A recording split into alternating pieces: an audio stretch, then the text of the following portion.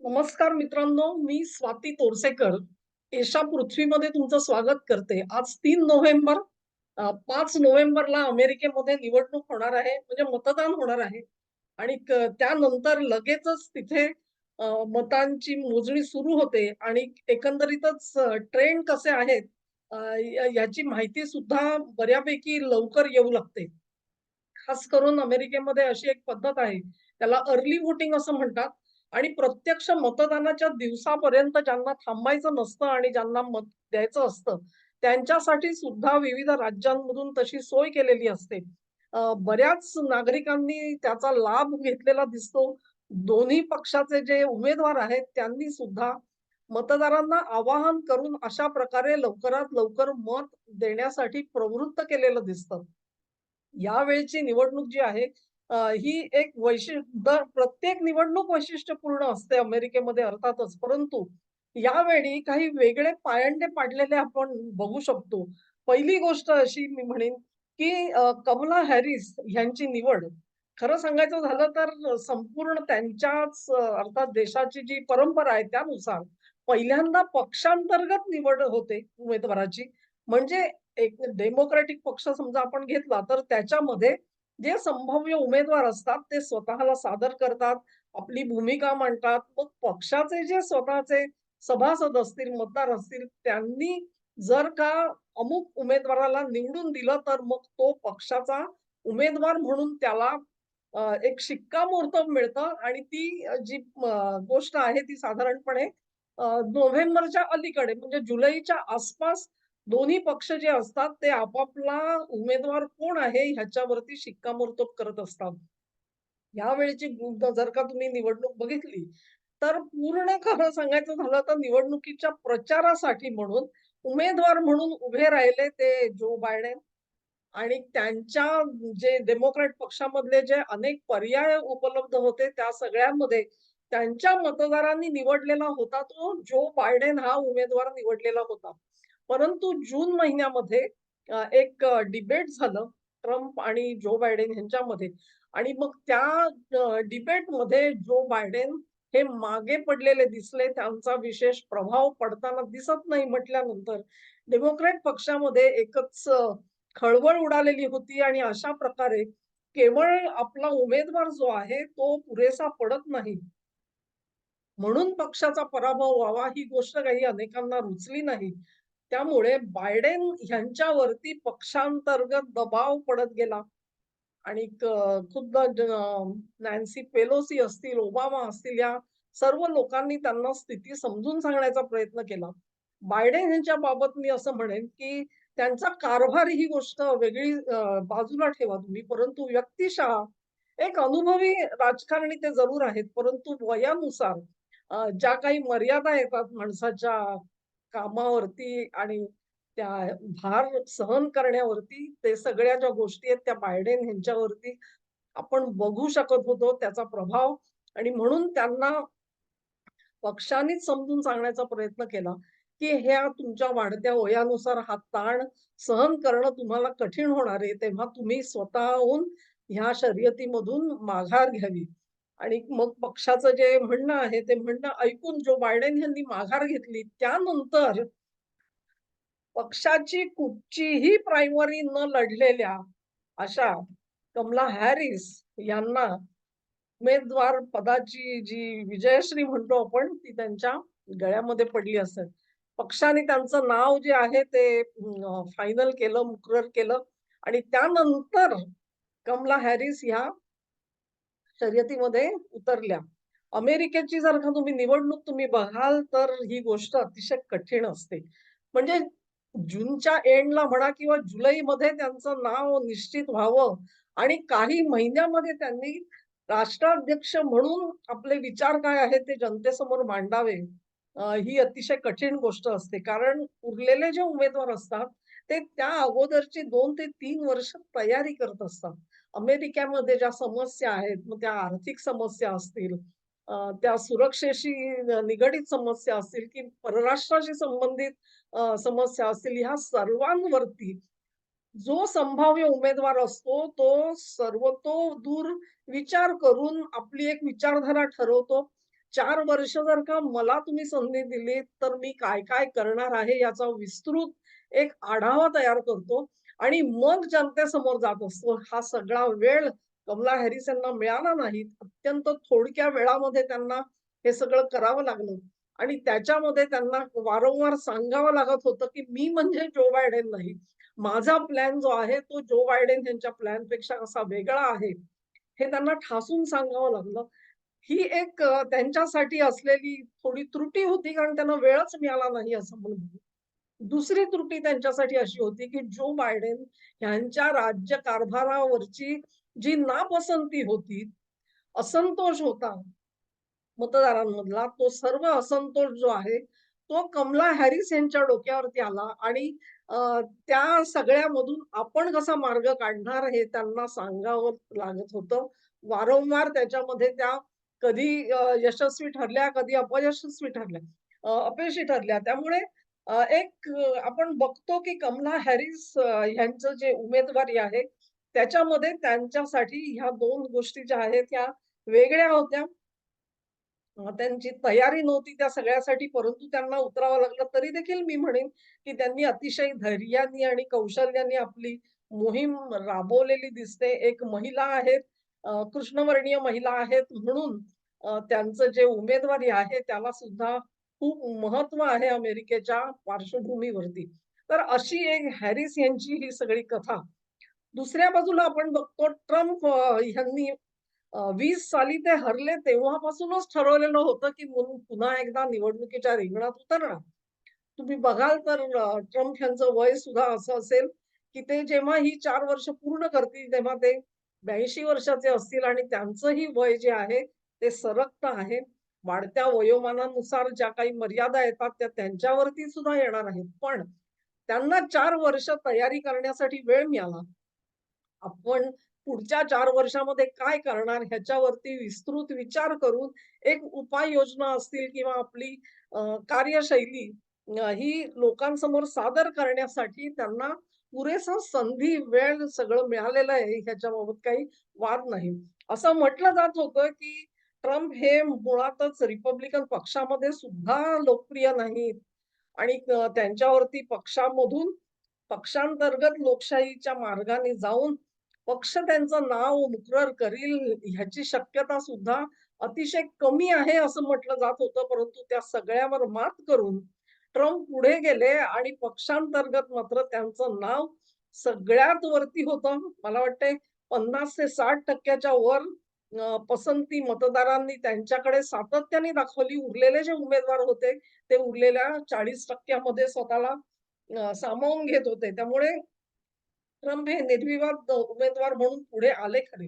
पण त्यांच्या व्यक्तिमत्त्वाच्या ज्या स्वाभाविक मी म्हणेन मर्यादा आहेत, त्याच्यामुळे ट्रम्प यांना सुद्धा एक प्रकारचा सेटबॅक होता. एककल्ली व्यक्तिमत्व, अहंकारी आहेत, स्वतःच्या पलीकडे विचार करत नाहीत किंवा ही एक जी प्रतिमा त्यांची तयार झालेली आहे, गर्विष्ठ आहेत. वेगवेगळ्या पद्धतीचे आरोप त्यांच्यावर केले जातात आणि संपूर्ण टीमला विश्वासात न घेता राज्यकारभार करतात. गेल्या त्यांच्या कारकिर्दीमध्ये त्यांनी जे आपले सोबती सहकारी म्हणून घेतले त्यांनाच डिसमिस करायची पाळी ट्रम्पवरती वारंवार कशी आली, हे सगळं रंगवून सांगितलं जात होतं. या सगळ्या आरोपांमध्ये तथ्य नाही असं नाही, ते सगळे खरे आरोप होते. आणि मग तुम्ही बघाल, की दैवयोगे तुम्ही म्हणाल, की ट्रम्पच्या सोबत खरोखरच नशीब आहे यावेळेला. म्हणजे बेकायदेशीर घुसखोर जे आलेले आहेत देशामध्ये, त्यांचा मुद्दा असो, महागाईचा मुद्दा असो किंवा इतर अनेक ज्या प्रकारे युद्ध छेडली गेली, ज्यांची गरज नव्हती. ट्रम्प यांनी सगळी युद्ध बंद केलेली होती 4 वर्षामध्ये. बायडेन यांची पूर्ण 4 वर्ष ही युद्धामध्ये गेली. अशा परिस्थितीमध्ये ट्रम्प यांच्याकडे एक भरभक्कम असा जनमनाचा पाठिंबा असायला पाहिजे होता. पण त्याच्यावरती प्रश्नचिन्ह उठवलं ते त्यांच्या व्यक्तिमत्वामुळे. जून महिन्यातलं जर का डिबेट मी म्हटलं, की जो बायडेन जे आहेत ते थोडे मागे पडले आणि ट्रम्प पुढे गेलेले आपल्याला दिसले. पण त्याच्यामध्ये तुम्ही बघाल, की ट्रम्प यांचं कर्तृत्व काही नव्हतं. ह्या मुद्द्यांचं जास्त मोठं कर्तृत्व होतं आणि 4 वर्षाच्या आपल्या कारकिर्दीमध्ये आपण ह्या मुद्द्यांवरती काय काय काम केलं हे सांगण्यामध्ये जो बायडेन कमी पडले आणि म्हणून ते रिंगणाबाहेर गेले किंवा त्यांचा प्रभाव कमी झाल्याचं त्यांच्या पक्षानेच स्वतः मान्य केलेलं आपण बघितलं. खरं सांगायचं झालं तर बायडेन यांचा ट्रम्प यांनी निर्विवाद पराभव करायला पाहिजे होता त्या डिबेटमध्ये. तीच गोष्ट तुम्ही बघाल त्यांचं ज्यावेळेला कमला हॅरिस सोबत जे डिबेट झालं त्याच्यामध्ये सुद्धा एक प्रकारे कमला हॅरिस यांचा असलेला कमी अनुभव म्हणजे त्या जरूर व्हाईस प्रेसिडेंट म्हणून त्यांनी 4 वर्ष काम बघितलं, परंतु तरी सुद्धा त्या प्रत्यक्ष प्रेसिडेंट म्हणून होण्यासाठी ज्या काही त्यांच्या उणिवा राहिल्या, मी म्हटलं त्याप्रमाणे, की त्यांना स्वतःचा प्लॅन बनवण्यासाठी वेळ मिळाला नाही, त्याच्यावरती विचार करता आलेला नाहीये. ह्या गोष्टींचा फायदा ट्रम्प घेऊ शकले नव्हते. त्यांनी ज्या पद्धतीने कमला हॅरिस यांना खरं म्हणजे थेट कोपऱ्यात ढकलून त्यांची पूर्णपणे विश्वासार्हता कमी करून घ्यायला हवी होती, ते ट्रम्पला करता आलं नाही. आणि म्हणजे इतकी परिस्थिती अनुकूल असून सुद्धा ट्रम्प कमी पडले ह्याचं कारण त्यांच्या व्यक्तिमत्वाच्या मर्यादा आहेत. जर एखादा कुशल उमेदवार म्हणजे मी अगदी मोदींचं नाव घेते समजा, मोदींसारखा उमेदवार जर का हॅरिस यांच्या समोर असला आणि परिस्थिती अशी असती, तर मोदींनी तो सुवर्णाचा क्षण कसा झेलला असता आपण कल्पना करू शकता. आपल्याला माहिती आहे मोदी यांचं एकंदरीतच जे व्यक्तिमत्व आहे, ते व्यक्तिमत्व आणि त्यांची झेप अशा पद्धतीचा उमेदवार रिपब्लिकन पक्षाकडे आज नव्हता, ही खरी म्हणजे उणीव आहे. आणि त्यांनी खरं म्हणजे कमला हॅरिस यांचा तिथेच निर्णायकरित्या अ, मुद्द्यांवरती पराभव करायला पाहिजे होता. परंतु ट्रम्प यांना तेवढं यश आलं नाही आणि म्हणून आज आपण बघतो त्यानुसार ज्याला स्विंग स्टेट्स म्हणतात. स्विंग स्टेट्सचा अर्थ असा आहे, की ही राज्य जी आहेत म्हणजे अमेरिकेमध्ये 2 गट आहेत. काही राज्य जी आहेत ती कायम डेमोक्रॅट पक्षाबरोबर असतात. काही राज्य जी आहेत ती कायम रिपब्लिकन पक्षाबरोबर असतात. परंतु काही राज्य जी आहेत ती कायम आपलं मत बदलतात. कधी ते रिपब्लिकनांबरोबर असतात, कधी ते डेमोक्रॅट्स बरोबर असतात. आणि मग अमुक एखाद्या निवडणुकीमध्ये ही स्विंग स्टेट्स म्हणजे आपलं मत बदलणारी ही जी राज्य आहेत, ती राज्य कोणाच्या सोबत जातात त्यानुसार उमेदवार कुठला विजयी होणार हे त्या निवडणुकीत ठरत असतं. या स्विंग स्टेट्समध्ये ट्रम्प यांना कमला हॅरिस यांचा निर्णायक पराभव करता आलाय का? ह्याच्यावर अजूनही प्रश्नचिन्ह आहे. याचं कारण असं, की सगळे मुद्दे आपल्याला अनुकूल असून सुद्धा ट्रम्प हे मतदाराला कन्व्हिन्स करण्यामध्ये कुठे ना कुठेतरी थोडे कमी पडलेले दिसतात आणि त्यासाठी त्यांच्या व्यक्तिमत्वानी भार लावलेला आहे, असं आपण म्हणू शकतो. त्यामुळे निवडणूक जी आहे ती आजच्या घडीला सुद्धा अटीतटीचीच आहे. अगदी अटीतटीची निवडणूक आहे. त्यात भरीसभर म्हणून अमेरिकन निवडणुकीचे जे विचित्र नियम आहेत, त्या नियमांची अनिश्चितता ही खूप मोठ्या प्रमाणामध्ये आहे. तिथे असा एक प्रघात आहे, की समजा एखाद्या राज्यामध्ये जर का जास्तीत जास्त मतं ट्रम्प यांना पडली, तर त्या राज्यामध्ये जितके त्यांचे खासदार, खासदार ही टर्म मी तुमच्या ह्याच्यासाठी म्हणजे समजण्यासाठी सांगते, की समजा महाराष्ट्रामध्ये मोदींना जास्त मतं मिळाली, तर 48च्या 48 जे खासदार आहेत ते मोदींचे निवडले गेले असं समजलं जातं. पण जर का महाराष्ट्रामध्ये मोदींच्या ऐवजी समजा राहुल गांधींना मतं जास्त मिळाली असती, तर मग सगळे 48 खासदार हे राहुल गांधींचे निवडून आलेत, असं समजलं जातं.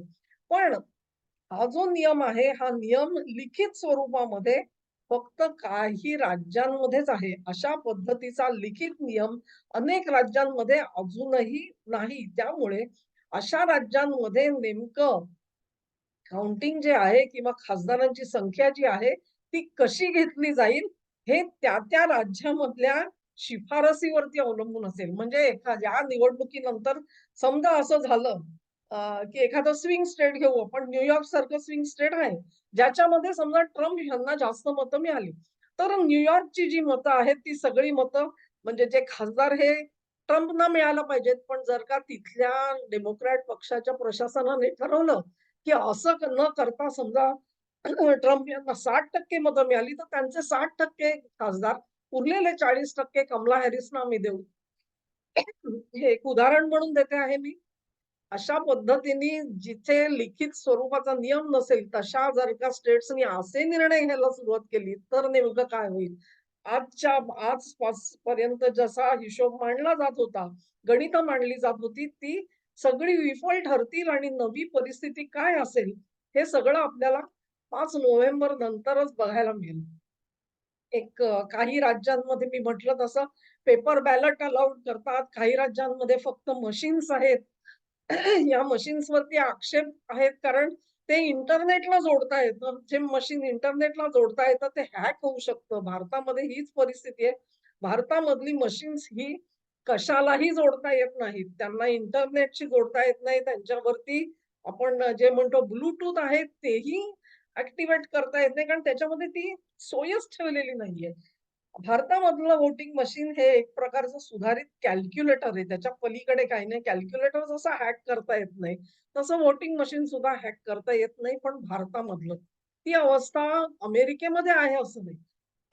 2020च्या निवडणुकीनंतर ही निवडणूक जी आहे, या निवडणुकीतही मी जिंकलो होतो, परंतु कालाकांडी करून डेमोक्रॅट पक्षाचा उमेदवार जिंकला असं जाहीर करण्यात आलं. हे आरोप ट्रम्प गेली 4 वर्ष करतायत. त्याच्यासाठी त्यांच्यावरती क्रिमिनल केसेस सुद्धा घातल्या गेल्या. पण हे जे म्हणणं आहे ते आजच्या घडीला केवळ ट्रम्प यांच्यापुरतं मर्यादित राहिलेलं नाही, तर Twitterचा ताबा आपल्या हातामध्ये घेतलेल्या इलॉन मस्क यांनी आपला व्यासपीठ उघडून दिल्यामुळे अनेक अमेरिकन नागरिक आज हा आरोप प्रच्छन्नपणे करतायत. अनेक व्हिडिओ टाकताहेत, वेगवेगळ्या कमेंट्स येतायत.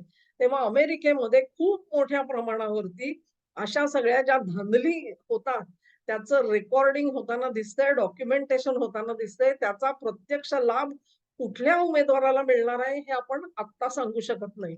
दुसरा एक जागरूकता आलेली दिसते, की जो नागरिकच नाही या देशाचा, त्याचं मत काउंट केलं जाऊ नये आणि ह्याच्यासाठी सुद्धा खूप मोठा दबाव नागरिक टाकताना दिसतायत. कारण त्यांना अशी शंका आहे, की खूप मोठ्या प्रमाणामध्ये जे घुसखोर आत आलेले आहेत, त्यांना कुठून ना कुठून तरी वेगवेगळ्या पद्धतीने त्यांच्या हातामध्ये कागदपत्र येतील आणि त्या कागदपत्राच्या जोरावरती ती माणसं जर का मतदान करायला लागली, तर मग जो अधिकृत जे 2 पक्ष आहेत, त्यांच्यापैकी कोणाला मतदान करणार ते उघड आहे. कारण ज्यांनी त्यांना देशात येऊ दिलं, तो उमेदवार त्यांच्यासाठी हा जवळचा असणार आहे. तेव्हा ह्याच्यापासून सुद्धा जनता खूप जागरूक झालेली आपल्याला दिसते. हे सगळं जरी चित्र असलं तरी सुद्धा आजच्या घडीला परत एकदा मी म्हणते जसं ट्रम्प जिंकणार की कमला हॅरिस जिंकणार ह्याच्यामध्ये आपण एक सीमारेषा आखू शकत नाही. प्रश्न एवढाच उरतो की कमला हॅरिस जिंकोत किंवा ट्रम्प जिंकोत, अमेरिकेचं काय होणार?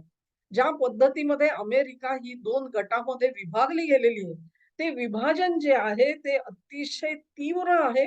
हे 2 गट जे आहेत समाज गट, ते एकमेकांशी व्यवहार पुढच्या काळामध्ये कसा करतील ह्याच्याबाबत शंका आहेत. आणि मग असं आपण म्हणू शकतो, की जर का हॅरिस समजा हरल्या, तर पुढचे जवळ-जवळ 8 ते 10 आठवडे डेमोक्रॅट पक्षाचा अध्यक्ष तिकडे असणार आहे बायडेन. 20 जानेवारी नंतर सत्ता जी आहे ती ट्रम्प यांच्या हातात येईल. मग हे 10 आठवडे नेमकं काय करतील ते? आणि जर का हा काळ जो आहे तो विद्यमान डेमोक्रॅट अध्यक्षांनी पूर्ण जगामध्ये काही पद्धतीची युद्ध छेडण्यामध्ये गेला किंवा अशा प्रकारे परिस्थिती निर्माण केली, की जी खुद्द डोनाल्ड ट्रम्प यांना सुद्धा सांभाळता येऊ नये, तर मग जगाची परिस्थिती अतिशय वाईट होईल. समजा ट्रम्प हरणार असतील आणि कमला हॅरिस सत्तेवर येणार असतील, तर एक प्रकारे ध्येय धोरणामध्ये सातत्य राहू शकतं, असं आपण अपेक्षा करू शकतो. पण असं जे सातत्य राहणार आहे, त्याच्यातून भारताचा फायदा कितपत आहे, हे खूप मोठं प्रश्नचिन्ह आहे. खास करून आजच्या घडीला बायडेन प्रशासनाने ज्या पद्धतीने मोदी सरकारला धारेवर धरलेलं दिसतं, पन्नू प्रकरण जे आहे, त्या प्रकरणाचा उपयोग करून मोदींना अ, कैची पकडण्याचा प्रयत्न जो केला जातोय त्याच्यामधून ही काही गोष्टी ह्या स्पष्ट होताना दिसतायत आणि मग ते जे अमेरिकेचं दडपण आहे ते पुढच्या काळामध्ये वाढत जाईल. ट्रम्प सत्तेत आले तर कदाचित ते दडपण थोडंसं कमी होईल आणि वेगळ्या दृष्टिकोनातून ह्या सगळ्याकडे बघण्यासाठी एक प्रशासनाची मनाची तयारी तरी असेल, त्यामुळे थोडी उसंत भारताला मिळू शकेल. पण निकाल कुठल्या बाजूने जातील कल्पना करवत नाही. अमेरिकेमधली जी जनता जी आहे, ती जनता घुसखोरांच्या विरोधामध्ये अत्यंत तीव्र मतं झालेली आहेत. कम्युनिस्ट पद्धतीची ज्या उपाययोजना सुचवल्या जात आहेत, त्याच्या विरोधामध्ये जनमत दिसतं. महागाईच्या विरोधामध्ये दिसतं आणि अशा पद्धतीने जर का वाटचाल चालू राहिली, तर अमेरिकेमधलं जनजीवन जे आहे ना, ते इथून पुढे शांततामय राहील. ह्याची कुठलीही हमी कोणी देऊ शकत नाही. अमेरिकेत सिव्हिल वॉर होऊ शकतं का? नागरी युद्ध होऊ शकतं अमेरिकेमध्ये? त्याचं उत्तर आज नाही देता येणार. परंतु निवडणुकीचे निकाल जे लागतील त्याच्यानंतर कारण जर का कमला हॅरिस हरल्या, तर त्याच्यानंतर तोही गट स्वस्थ बसणार नाही.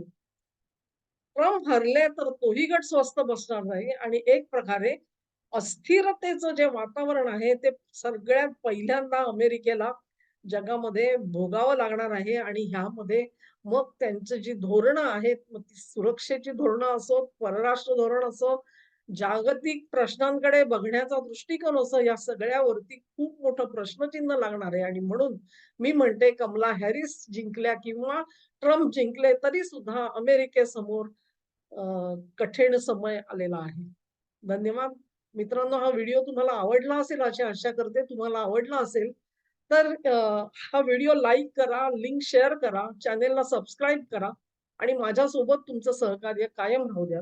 नमस्कार.